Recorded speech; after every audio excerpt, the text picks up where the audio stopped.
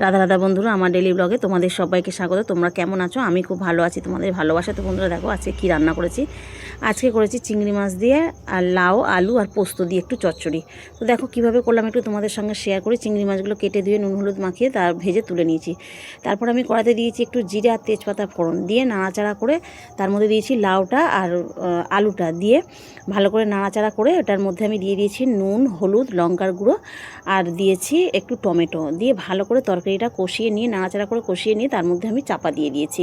চাপা দেওয়ার পর চাপাটা খুলে তার মধ্যে আমি চিংড়ি মাছগুলো দিয়ে দিয়েছি। দিয়ে আবার কিছুক্ষণ নাড়াচাড়া করে যখন অনেকটা মতন সিদ্ধ হয়ে গেছে তার মধ্যে দিয়ে দিয়েছি পোস্ত বাটা দিয়ে নাড়াচাড়া করে তার মধ্যে যখন দেখেছি সিদ্ধ হয়ে গেছে ওর মধ্যে আমি দিয়ে দিয়েছি একটু চিনি দিয়ে মাখা মাখা করে জলটা শুকিয়ে গেলে আমি নামিয়ে নিয়েছি। তো গরম ভাতের সঙ্গে পরিবেশন করো বন্ধুরা, অসাধারণ স্বাদ। আর বন্ধুরা যারা সাবস্ক্রাইব করে দিয়েছো তাদেরকে অসংখ্য অসংখ্য ধন্যবাদ, তাদেরকে অনেক অনেক ভালোবাসা। যারা এখনও সাবস্ক্রাইব করোনি তারা প্লিজ সাবস্ক্রাইব করে আমার পাশে থেকো।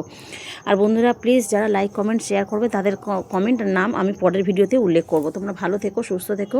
আর ফেসবুক বন্ধুরা প্লিজ আমার ফলো করে পাশে থেকো। আর বন্ধুরা আমি তোমাদের ছোটো ছোটো মিনি ব্লগ দিয়ে দেবো।